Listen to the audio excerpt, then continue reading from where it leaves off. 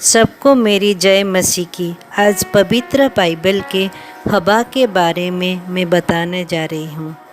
हवा की सृष्टि कैसे हुई, आइए मैं आपको सुनाती हूँ। उत्पत्ति उसका 2:18 से लेकर 23 तक।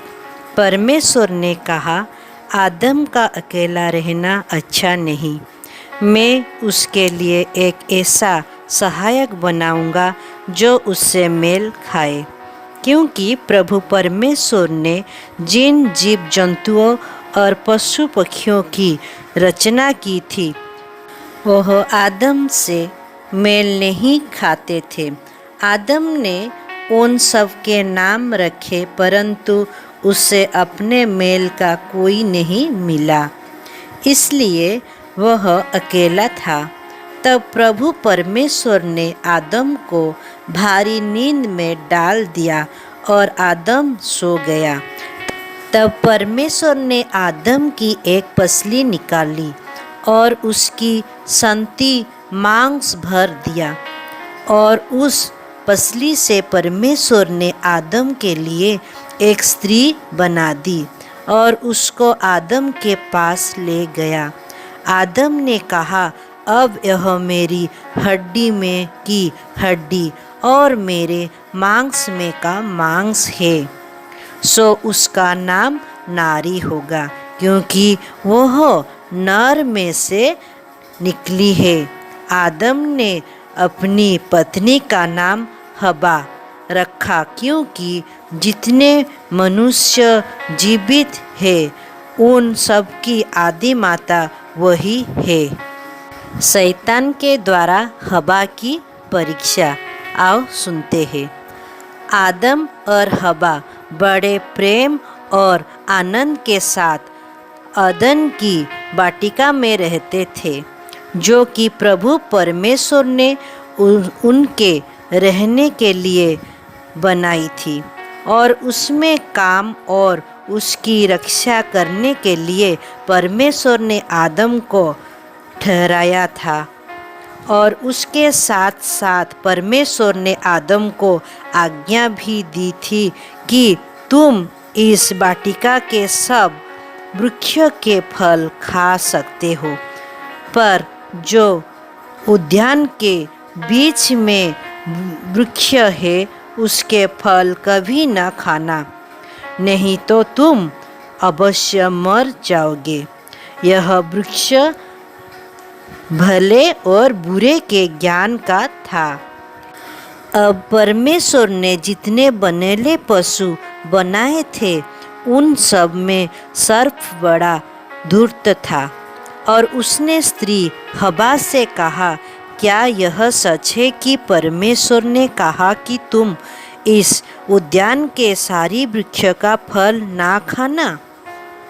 हवा ने सर्प से कहा, नहीं, हम इस उद्यान के वृक्ष के फल खा सकते हैं, पर जो वृक्ष उद्यान के बीच में है उसके फल के विषय में परमेश्वर ने कहा है कि ना तो तुम उसको खाना ना उसको छूना, नहीं तो तुम मर जाओगे।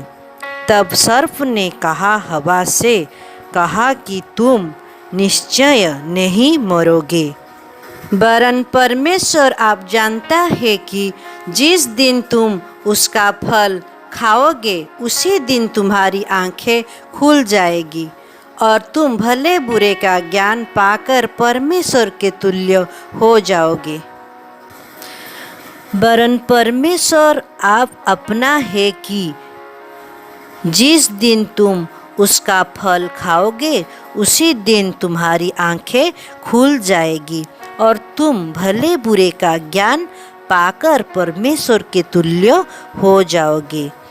सो जब स्त्री ने देखा कि उस वृक्ष का फल खाने में अच्छा और देखने में मन भाने और बुद्धि देने के लिए चाहने योग्य भी है, तब हवा ने उस फल को तोड़कर खाया और अपने पति को भी दिया, और आदम ने भी खाया।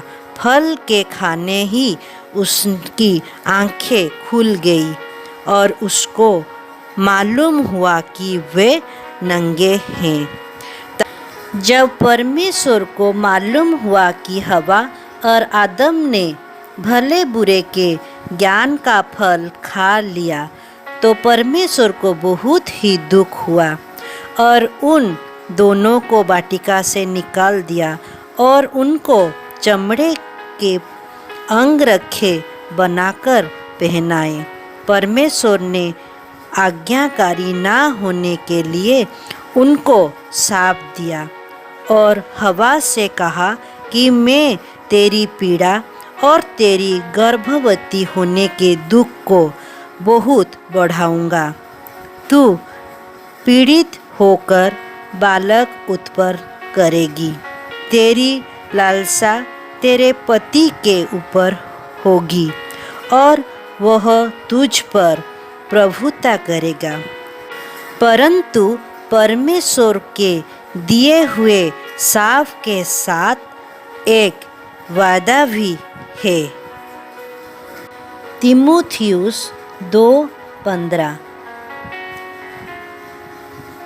बच्चे जनने के द्वारा स्त्रियां उद्धार पाएगी यदि वे संयम सहित विश्वास, प्रेम और पवित्रता में स्थिर रहे। परमेश्वर की आशीष से हवा ने 3 पुत्रों को जन्म दिया, कैन, हाबिल और सेत। सेत से यही आदम की वंशावली चली। आदि माता हवा की इस कहानी से हम क्या सीखते हैं? नंबर 1, हवा पहली स्त्री थी जो कि पहली पत्नी और पहली माँ बनी और संसार के सुख दुख सबसे पहले इसको ही सहने पड़े, इसलिए यह मनुष्य की आदिमाता बनी।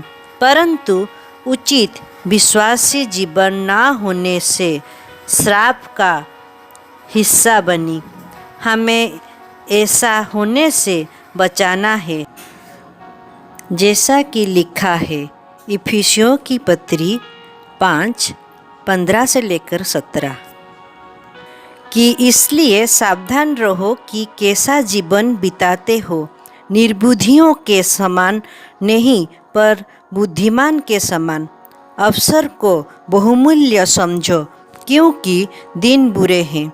इस कारण निर्बुद्ध न होकर ज्ञान से समझो कि प्रभु क्या कहता है, क्या प्रभु की इच्छा है। नंबर 2, हवा परमेश्वर और अपने पति की आज्ञाकारी नहीं रही।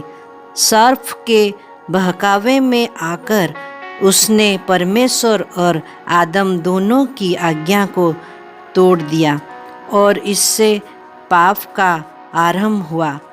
हम भी अपने संगी साथियों को पहचान ले कि सर्प की तरह वह हमें बहका ना सके, जैसे हम गलत काम कर बैठे। इसलिए प्रभु यीशु ने हमें चिताया है। मत्ती 10:16 में लिखा है, इसलिए तुम सांपों की तरह बुद्धिमान और कबूतर की तरह भोले बनो। इस वचन से सबको आशीष मिले। धन्यवाद।